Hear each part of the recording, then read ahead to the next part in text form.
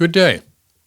My name is Greg Marley. I'm the clinical director overseeing suicide prevention at NAMI, Maine, and this is the Suicide Prevention Podcast. It takes all of us, because truly it does. September is Suicide Prevention Month, and we're trying to really showcase some of the work we're doing which we do throughout the year, but we're going to highlight some of it this month. And one of the things that we want to highlight is the work and the need for suicide prevention among Maine's older adults. And here, it's mostly about those who identify as males. It's mostly about men. What we've known for a long time is that suicide rates among men as they age, and in this case, starting after 70 and increasing after 75, it's among the highest of any age group, any gender, across the lifespan.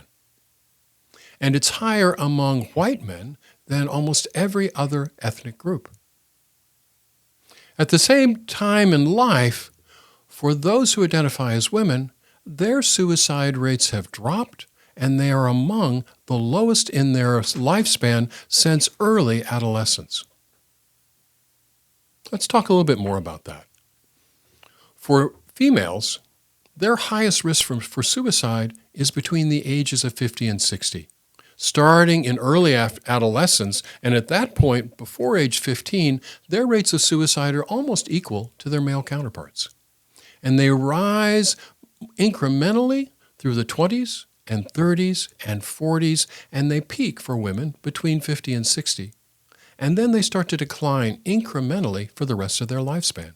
So that by the time they get into 75 and 80 and 85, their rates of suicide are 1/10 the rate for males.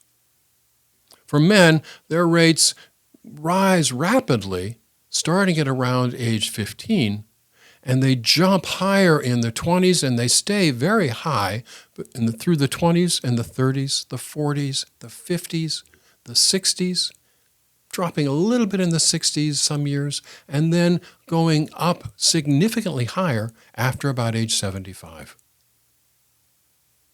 So that in their 80s, the difference between suicide rates between males and females across this country and in Maine is about 85% of the suicides are males. And after 85, as I said, about 10 times more suicides among males. There's some significant reasons for this. The risk factors we know for males include depression and other mental health challenges, particularly where there's not been engagement in treatment or any recovery. Isolation and those relationships that get cut off or strained, or people who lose their primary relationships. Chronic illness, especially for males, chronic illness that goes along with chronic pain, any illness pattern that is progressive and worsening. Anything that significantly reduces the quality of life. And the protective factors among males include access to care for mental health, for physical health, any of those issues. Anything that breaks the isolation, that increases social connectedness. And skills for coping, skills for adapting to those changes in life that inevitably come with age. What we know across the lifespan, women have some built-in protective factors. I guess they're not built-in, but they're characteristics of femaledom in this society. And the biggest among that, female-identified people are much more connective. They value relationships, they engage in relationship building, they sustain relationships. A woman under stress is much less likely to turn to somebody else and talk about it, reach out, talk about what's going on, ask for help. Whereas males under the same stresses often become, if anything, more isolated. And they're much less likely to talk to someone in those moments of crisis. And that carries on throughout the lifespan, but it's probably the strongest in more traditional and more older adult men. So I want to pause here for a minute, and I want to talk about an old man in my life, my grandfather. My grandfather who died in 1966. Henry Yope was born in 1895, and he was about 71 years old when he died. He was a military veteran of World War I. He grew up in Illinois, and as he got out of the service, he sought to reconnect with a young woman he knew, whose family had moved from Illinois to Montana. And so Henry moved out to Montana, reconnected to the woman who became my grandmother, Leota, and settled down in Montana to make their life together. Before he left Illinois, Henry was a part of a family business of plasterers. You hardly hear about plasterers anymore. They've been taken over by drywall. But it was a skill set that he brought with him to Montana, and he built on that doing other kind of construction efforts. But early on, he decided he was going to become a rancher. And unlike that Montana typical rancher of raising cattle, he was raising sheep. And they were living way up in the northwest corner of Montana, near the Canadian border. And the climate was quite intense. And so Henry was also engaged in raising and breeding sheep that could withstand those cold winters. And in spite of that, they did make a decision to move down to the central portion of Maine and bought a ranch down there because of the better weather. But he lived there all his adult life. He raised his sheep. He worked on some property development and constructing. And throughout his adult life, he was an outdoorsman, passionately into fishing and hunting. Especially, he loved hunting birds. Had dogs that helped him with that. And that outdoor life, which he shared with his wife, was a big part of his self-identification. So Henry and Leota moved down to Arizona to be closer to their daughters in the 1960s, about 1964. And shortly thereafter, his lifetime practice of pipe smoking came after him. And he developed emphysema, what we call COPD. And as that emphysema took more and more of his quality of life, and I'm only making a supposition here, at some point Henry said, I don't know if I'm going to do this. And Henry Yope took his life. He took his life in an inpatient medical hospital bed. And some might look at his choice to end his life as his quality of life was constricted and his ability to do all those things he loved was taken away from him. And also a man who came of age around the time of the Depression, he was also very frightened that his health concerns would bankrupt his wife and he. And so he took action. He took action in the same way that stalwart Lutheran traditional man, you might expect him. He ended his life. And many people can understand, or at least grasp, perhaps the reason that my grandfather took his life. I struggle with it because in the days and the weeks leading up to that decision, he did not talk to his wife. He did not reach out to his daughters or his grandchildren, of which I was one of 7. He just took his life.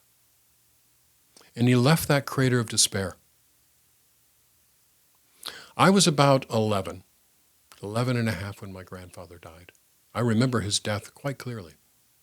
I had no idea he died by suicide until about 41 years later, after my best friend's death by suicide. That's when I learned. And so my mother, who was in the middle of raising 5 children, had kept that secret from all of her children during that time. So I can talk a lot about the impact of that in my mother's life and that recognition in my life when I had already begun to do suicide prevention, but we're going to save that for another day. I do want to use my grandfather as an example, all too often, of how men may act under that kind of despair that comes toward the end of life. Where not being able to face the accommodations needed to manage himself he took his own life. Tragically so. And I want to talk a little bit about what we might do and what action we're taking across this state and across the country to lower that risk of suicide among men and to bring that sense of hope and connection, to help them with coping skills as they age, because we all are aging. So the steps that any of us can do to kind of prevent or to lower the risk of suicide among older adults. One, do anything you can to break isolation in someone who seems to be increasingly shut in, increasingly cut off from those former sources of connection, whether they got them at work, whether they got to get them in the community, in their church. Break isolation, reach out, connect with them. Ensure the connection where it's needed. And that outreach, you know who they are in your life. They're already in your mind as you listen to this. Reach out to those that you're most concerned about, the ones who seem to be isolated. And that connection is about offering hope, offering help, letting them know how important their life is to you and to the other people who care for them. And support them to connect with help that helps them to adapt to change. If you're concerned that they may be struggling with a mental health condition, walk them to their primary care physician to get connection. Be active. And we're going to insert a clip into this podcast. And this is something that was developed by the Veterans Administration. And to me, it is such a powerful message of suicide prevention. And yet, no matter how closely you listen to it, you will never hear the word suicide come up in a conversation. But it's about the action of a woman and her kids to reach out to her father, their grandfather, who seems to be isolating. And the main message of that clip is reach out. Reach out to the veteran you love.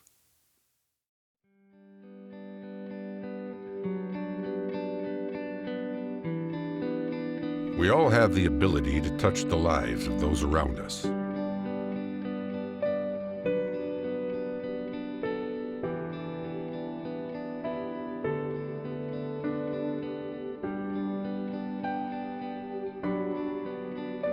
Sometimes, even the smallest act has the power to change a life.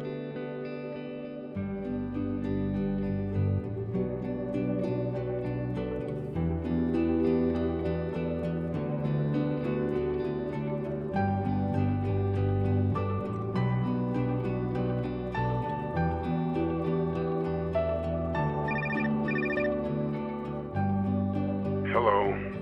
Hi, Dad. Reach out to the veterans in your life today. Let them know they're not alone. That's the power of one. One simple act can make all the difference. And I want to talk about programs that do just that around the state of Maine and around the country. We've been working with Area Agency on Aging programs across the state for a long time, with the Maine Center on Aging and the geriatrics program. And these are the things that we've seen across the country that work really well. Things that go into the community to make connections. Meals on Wheels. Those people that drop off meals, whether they drop them off once a week or every day, and they make a connection with that individual. They say hi, say, how you doing? They're checking in.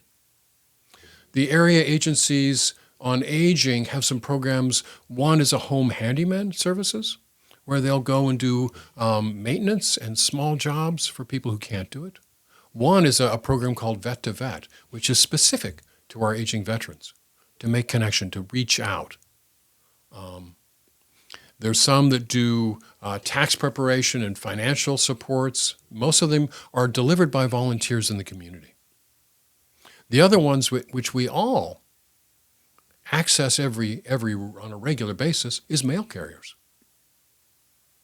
They don't so often come to the door, but they still do. UPS drivers, other FedEx drivers, to help them with some skills and awareness around suicide prevention, they are powerful. And what we've learned does not work very well is those center-based social groups, because the men that are most at risk don't come into those. Across the world, they've studied those and found that they're very effective with women, but not very effective with men. But reach out. Reach out to the one you love. Break that isolation. And as we always say, every day of the week, if you're concerned about someone, you ask. Show you care. Get their story. What's going on with their life? And if it ever enters your mind that they may be suicidal, that's when you ask. It is the exact thing that needs to happen. And then act decisively to connect them with help. Because men do sometimes reach out on their own, and they reach out much better if someone is there beside them, supporting them. And that's our job, because remember, it's up to all of us. Thank you very much for listening to this broadcast. Reach out to NAMI Maine for any of your needs around mental health, around suicide prevention, across the lifespan, from preteens up to your oldest grandparents. Thank you very much. Take care.